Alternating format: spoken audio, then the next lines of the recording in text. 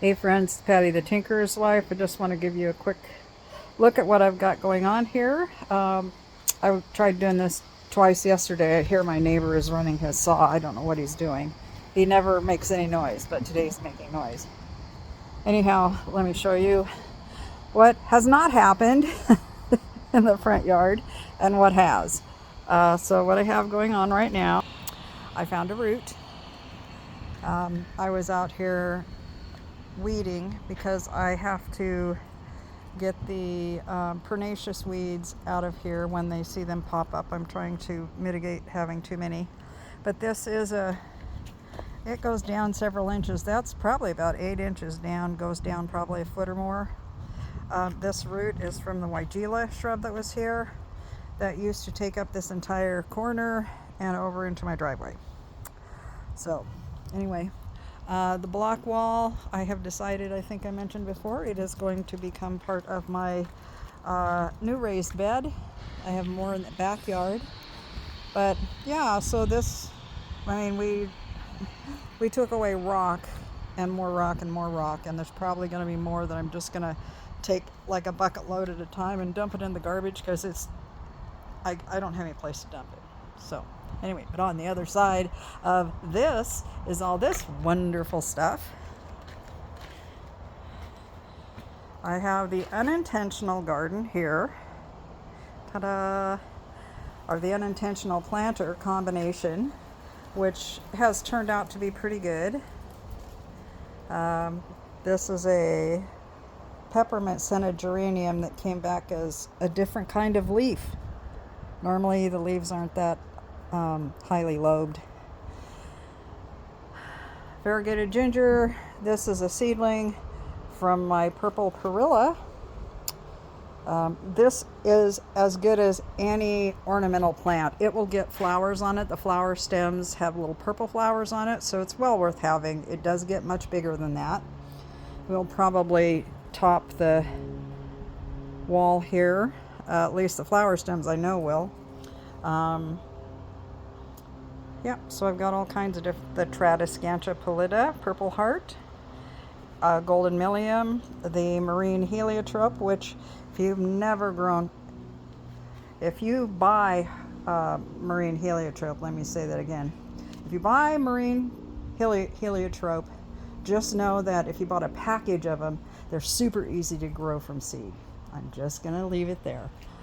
I've done it and I know. So that's Fuchsia genii and Gray Lady Plymouth scented geranium, which needs water, I can see, because her stem is bending. Pretty drought tolerant plant, so by the time she won't be dead by the time I get back there, so that's good.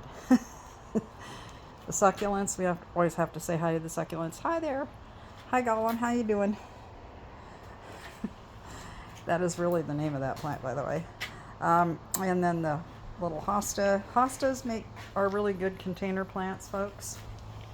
Plants that I bought and plants that I am growing. The oka really needs to go out in the sun. I'm going to have to put it someplace and get it used to being out in the sun now because it's been back here for probably about 2-3 weeks. I bought these. They're canary feathers. That is a type of corydalus, a cultivated variety of it, I'm assuming, because of how it's named. Some other plants that I bought, got some Burgarten sage and mullein. And this, I don't think, that isn't mullein. I thought it was. It's something else. Oh, that's bizarre. She had it. I said, you got another one? Yeah, here's another one. But I've got some, a little Greek oregano, and this is, oh, I can't remember. Anyway, it's another herb, and a mint or two that I don't have. The propagation station is looking, well, it's looking. And then these guys are doing good. And one of my favorite things are all my little seedlings guys here. Look at those little whiskers on those little babies. Oh, cabbage butterflies are out. Yep, see, these are the seedlings like that one in that pot. I don't know if I could see. I'm going to see if I can pull in on these because I really like these. Oop, there we go. Can you see those little whiskers? That was seedlings from expensive pansies that I bought last year, and I knew they wouldn't come true because it was like a hybrid or something. Yeah. Leftovers from last year that came back. Almost everything in there came back. Oh, speaking of purple perilla, that is with no additional water. You see those? I like to challenge my plants, I guess is a good way to say it. Yeah, so, but I know like that's borage down there, so it grows with very little water. Another plant that really likes it on the dry side with rather poor soil is the ground cherries. Yep. My little fig is very slow at growing, and oh, is that what I think it is? No, I don't know. It looks like it might be a little figlet there. I don't know if you could see it. Oh, I've got parsley that's blooming, so I'll have fresh seed for this year. I'm excited about that. This little calendula is doing really well. This tomato was like, I don't know, was it $1? Something like that. It's really sad. I'm hoping it'll come out of it, but everything, the leaves are just all purple still. Why did I buy a plant that had purple leaves? Because I wanted to have some tomatoes, even one tomato. I'm pathetic. Okay, I had a handful of strawberries and some little cherry tomatoes. I posted those on Instagram. If you follow me on Instagram or on Facebook, you saw those pictures. Rhubarb is doing great. I have the seed heads are dried on the Jerusalem sage, so I'll be probably gathering seed from them. I'm going to try taking cuttings of the African what's it called? Australian mint bush. I know I said the wrong word. It roots pretty easily. This bed is like not blooming right now. I need to get that in the ground. See what I mean? Seedlings. I don't know why I do this to myself. And more ground cherry seedlings, golden feverfew, more ground cherries, more golden feverfew, and these are mints and a thyme that I got from Andy Van Heveling, and these are all actually Van Heveling and herbs. Mitchum's black peppermint. Now this peppermint, I've tasted a lot of mints, and it is my favorite. It's the sweetest of any of the mints that I've tasted. That's what my palate says, and it's a very old mint. I have a few things over here. Oops, looks like, yep, they tell me that they need to be watered when they blow over, though the wind is pretty stiff here. You see these? See if we can get up close enough. They're pretty neat. That's pretty nice. That's a little salvia. I found out that one of the salvia species is actually edible. This might, oh, it doesn't tell me which one. Oh, this is Greggy Eye. It wasn't Greggy Eye, it was another one. I'll have to figure it out, and I'll have to do a little video on it.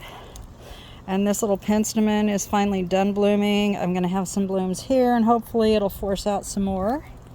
It's a kind of a salmony pinkish red color. It's really pretty. My little ferns that I got and things that need to go in the ground. Nothing much there. I need to get, this is my bee water. This is where I put water for the bees. We have a lot of paper wasps here this year. I never had this many last year, so I know there's some place. I hope they're not making nests in my shed or my home. They like to do that kind of thing. My little bay tree is doing pretty well. I'm very happy with its growth this year. And then my half price black mondo grass, which I absolutely love. I'll figure out a place to put that. I may be putting that in a container with some other perennials that I've got here, just until like next year in the spring when I can plant them, or I might do it till later in the fall. I don't know. So, oh yeah, there's the rest of the blocks for the raised beds. That's what that is. I didn't grow anything on my arch this year. I just didn't feel like taking it down. I've had let me turn this around. Most of you know I've had an issue with my neck, and it's still not great. I'm going to be going in for, I got a call today actually, get an appointment to get in, to get it looked at. They're going to do they're going to do some kind of scan on it, because there could be something in my neck that is not in place, you know. I was in an accident and this side of my neck took quite a hit. So I think it might be an old injury that's coming back to haunt me. I hope not. I'm hoping it just be adjusted or whatever, and not be anything that's like, what I want to say, the joints in my neck collapsing or anything. I don't want that. I have a friend who has that. She's on pain pills all the time for it. I'm stronger ones than what I take for my fibro, so really don't want that. Anyhow, so my mood is a little heavy today. I wish it wasn't, but it is. You know, all I can think about are the people all over the West, clear up into British Columbia, Idaho, Washington, up in Spokane. Oh my gosh, God bless them and help them. They had so many homes that were lost, and there's like a whole subdivision that's just gone, just burnt down. You know, you think of that fire in California, well, that's what they had. And places in Idaho, oh my goodness. I lived in Idaho for 8 years growing up, and we did a lot of fishing in the wild places and different things. So, and my brother still lives there. My niece still lives in Boise. So I still have family all over there.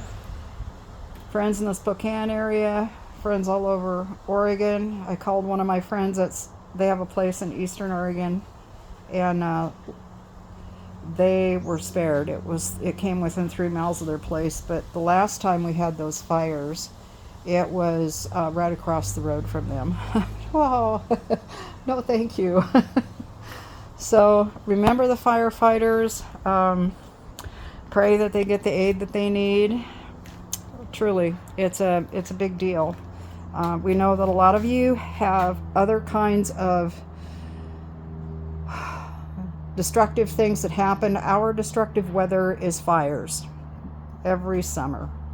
This is one of the worst ones. I think it's going to come close to the 2020 fires. That was one of the worst years we ever had. So anyway, but the plants are looking good. I can still breathe. I'm happy, and I need to get on the hose, so I will catch you later. Bye. God bless.